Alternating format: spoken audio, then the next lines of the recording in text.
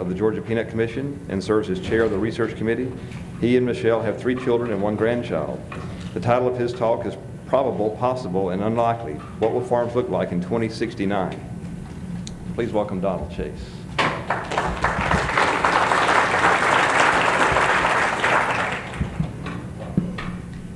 Thank you. Stop. Use this to advance it. I'll use that. Well, good morning. You know, the commissioner was telling a joke, and I thought maybe I needed to tell y'all a little story. I've never campaigned for anything, but I did get the opportunity to go meet President Trump representing the Peanut Council.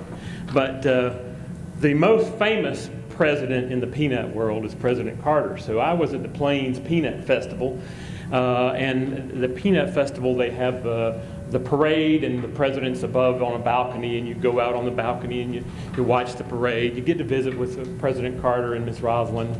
And I had been out there on the balcony and went back in, and the Secret Service guy leans over to me here and he says, I'm here to tell you I'm a trained observer and your fly is undone. So it's always good to be taken down a notch, right? So if you'll look at the picture in front of you, that's my viewpoint, and that's what you're going to hear today, my viewpoint. And I brought that picture in particular because I'm not looking backwards, but I can see the results of what I've been doing. That was digging probably last year. So what do the next 50 years look like? And I wanted to title this talk Possibly, and Probably, Possibly, and Ain't No Way, but we're at an academic meeting and I chose the word unlikely to represent what I thought we would do. So this is my perspective on what farming will look like in 2069. Okay, these are things that I think are probably going to happen. Number one, increased automation. Will we see robots? Most likely.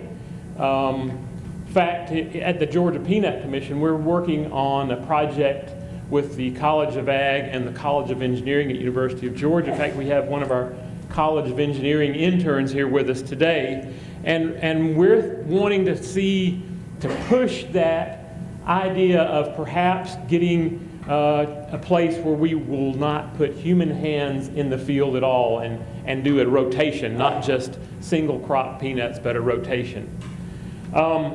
If you get a chance, go on the Fendt website. Fendt is a tractor manufacturer. It's an AGCO brand, but they have produced a robot tractor, and they talk about swarms of drones, and it's pretty cool. I think of my friend Michael Davis in Florida, who talks about his old barn that held 50 mules, and I think, well, that may be what 50 drones looks like, a swarm of drones.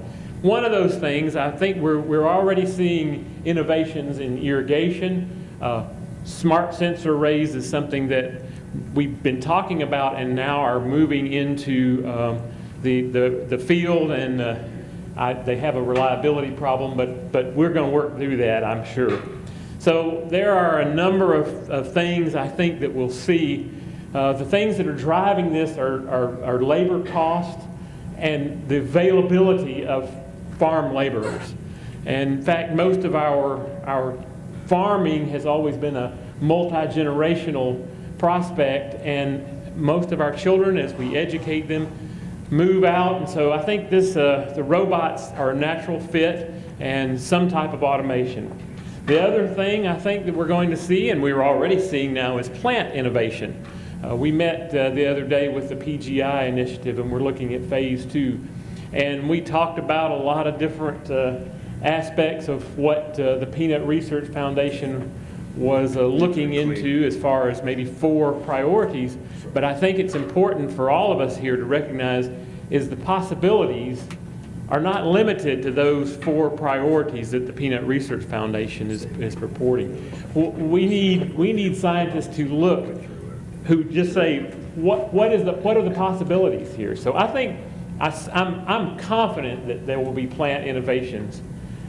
The other thing that I'm fairly confident about, and this is to me one of our greatest challenges, is a water challenge. Whether we're going to have water to produce our crops. Water is the most precious resource we have. my friends in Texas had someone to make a presentation to them, and they were told that because of the decline of the Ogallala aquifer, that their whole peanut production system was at risk. And unfortunately, they're not the only ones whose availability to good water is at risk. I think everyone who uses water is at risk. In Georgia, we have a really nice aquifer that replenishes every year, but the political climate could change that any day. And I think that's it's something that we see, and that is a worldwide phenomenon as well. I think we're going to see water challenges everywhere. And as farmers, I think we have to always be conscious of how we use it and how we can best manage it and make it more efficient. I think Mr. Lebo's comments about consumers and what they would want is closely tied to this comment about increased consumer scrutiny, not just in terms of product, but they want to know how we are doing what we are doing. That's the sustainability. We don't have anything to hide. Peanuts are the most sustainable crop, I think, that we grow in the U.S. But I think the consumers are going to want to know more about that, and I think they're going to want to probably have inputs. Farmers are really resistant to outside inputs. I think we've already started to see challenges to some of the chemicals that we use. I think of chlorpyrifos, and that translates into new products that are coming too, that they will have greater scrutiny. This is one that I've talked to a number of farmers, and they tend to think that we will see larger operations. I think that poses a significant number of challenges, but that seems to be the thing that they're most certain about, is that it's going to be larger farmers. So those are the things that I think are probable. These are some that I think are possible.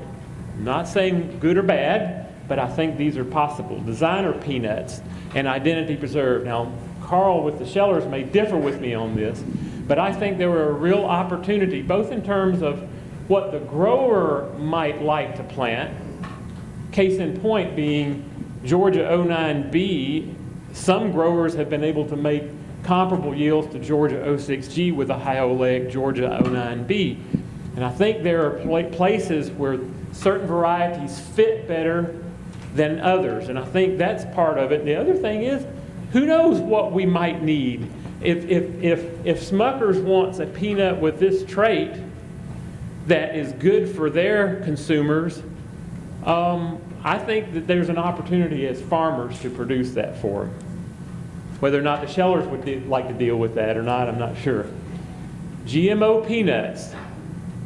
We, as an industry, have stayed away from GMO peanuts and are advocating for marker-assisted selection. But we are a worldwide industry. And just because the U.S. peanut industry chooses that that may not be what we want to do, we don't have control outside of our borders. And I think that it's a definite possibility. The other thing that I see as a possibility is as we talk about increasing populations and increasing demand for plant-based proteins, I think it's a possibility that peanuts can play a major role in that, but it's not necessarily a probability, because there are a lot of competing products, soy, and grasshoppers for well, not necessarily plant protein, but I mean, there are a lot of things that I see out there that are going to compete with peanuts for that role as a plant-based protein. So that's the reason I've downgraded this to a possibility. Now, what are the things that I think won't happen? I'm sorry, but you read the headlines that the USDA is projecting that our profits are going to be flat at best. And I think that's a real challenge. How do we invest in the latest technology if we're not more profitable? And if that's the challenge that I think that's probably driving the larger farms issue. but it's also making some of us question, how much risk do we want to take if this is our profitability? And in terms of crop mixes and all that, farmers, I don't see us making any more money in the next 50 years. And this kind of goes along with that, but I'm pretty certain that the Farm Bill won't look like it does now. It may not even be in existence in 50 years. Who knows? But I'm pretty sure, and this is kind of a sobering note, I think, it doesn't look real promising for a farmer. But the thing about making a prediction is, I've noticed that when things look really good, they're probably not going to be that good. And when things look really bad, they're probably not going to be that bad. So that's kind of my take on prediction. Now, to sum up my presentation here today, my daughter took that picture. It's a pretty nice picture. Shows me preparing to spray my peanuts after planting all day and getting ready to put my yellow herbicides and Valor and that type of thing out into the night. And as farmers, that's the way we work. And as a group of researchers, you guys have a lot of work to do. In 1969, I thought that was pretty cool that was 50 years ago. My parents, my dad and granddad said we weren't making but about 2,000 to 3,000 pounds of yield. And they asked their county agent, they said, how can we increase our yields? And they sent him to Mr. Frank McGill. And in 1970, we were making about 4,000 pounds to the acre. And I tell you that because you people in this room, along with your extension counterparts, are the tools that we as farmers will need to move us into that next 50 years. You can provide us with the opportunities. You perhaps are, I think, the bright shining spot in our future. In 2018, barring weather circumstances, there were farmers who were making 7,000 pounds. And I really believe it's because of the work that y'all are doing and your predecessors have done before you. A package approach, multidisciplinary, multi-collaborative efforts. And I think that to me is an exciting part about the next 50 years. Even though it may not be profitable, I still think there's an opportunity there. So thank you for the work you do and continue to do.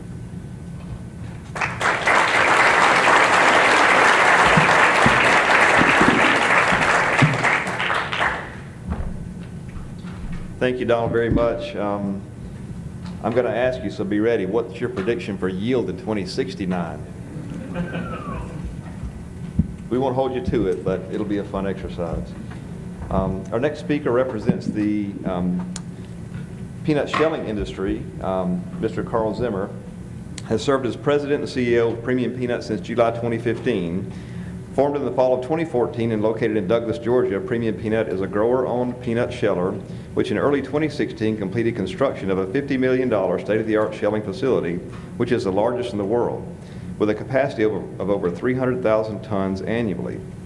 It's owned by peanut growers in 30-plus counties throughout Georgia, and the company has grown to close to $200 million in annual revenue in just over 2 years of operation, and recently completed construction of a manufacturing facility to produce peanut oil. Prior to joining Premium Peanut, Carl spent close to 14 years with a Fortune 500 global manufacturer of copper and aluminum wire and cable products, where his last assignment was as Senior Vice President of Sub-Saharan Africa Global Supply Chain and Europe-Africa Supply. That's a mouthful. In these roles, for which he and his wife lived in Barcelona, Spain, he had general management responsibilities for the $250 million business in sub-Saharan Africa, in addition to overseeing all manufacturing, engineering, and supply chain for the $2 billion Europe and Africa region, encompassing 12 plants and over 2,000 associates. Carl began